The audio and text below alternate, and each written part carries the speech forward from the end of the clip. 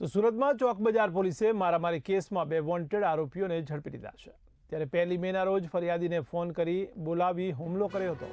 તો સંયોગ ઇન્ડસ્ટ્રીઝના પ્લોટમાં બોલાવી મારામારી કરવામાં આવી। તો નજીવી બાબતે ગાળો આપી ધક્કા મુક્કી કરી માર માર્યો હતો।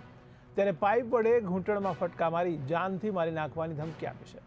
ત્યારે મારામારીનો આ વિડીયો પણ વાયરલ થયો છે। ત્યારે ફરિયાદ બાદ પોલીસે ઝડપી કાર્યવાહી કરી નાસિર અનવર હુસૈન ઉર્ફે આઝાદ સંઘવાની અને સમીર અનવર હુસૈન ઉર્ફે આઝાદ સંઘવાની ઝડપાઈ ગયા છે। ત્યારે વેડ દરવાજા વિસ્તારમાંથી તેમની ધરપકડ કરાઈ છે। ત્યારે પોલીસે આગળની કાયદેસરની કાર્યવાહી શરૂ કરી છે। ત્યારે નાસિર અનવર હુસૈન ઉર્ફે આઝાદ સંઘવાનીની ધરપકડ કરવામાં આવી છે।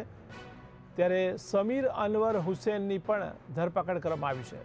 ત્યારે પોલીસે વધુ કાર્યવાહી કરી છે, જેમાં વેડ દરવાજા વિસ્તારમાંથી આ બંને આરોપીઓને ઝડપી પાડવામાં આવ્યા છે। ત્યારે ધક્કા મુક્કી કરી પાઇપ વડે માર મારવાની ઘટના બની છે। ત્યારે સંયોગ ઇન્ડસ્ટ્રીઝના પ્લોટમાં બોલાવીને માર મારવામાં આવ્યો છે। ત્યારે ચોક બજારમાં પોલીસે મારામારીના કેસમાં 2ને વોન્ટેડ જાહેર કર્યા હતા।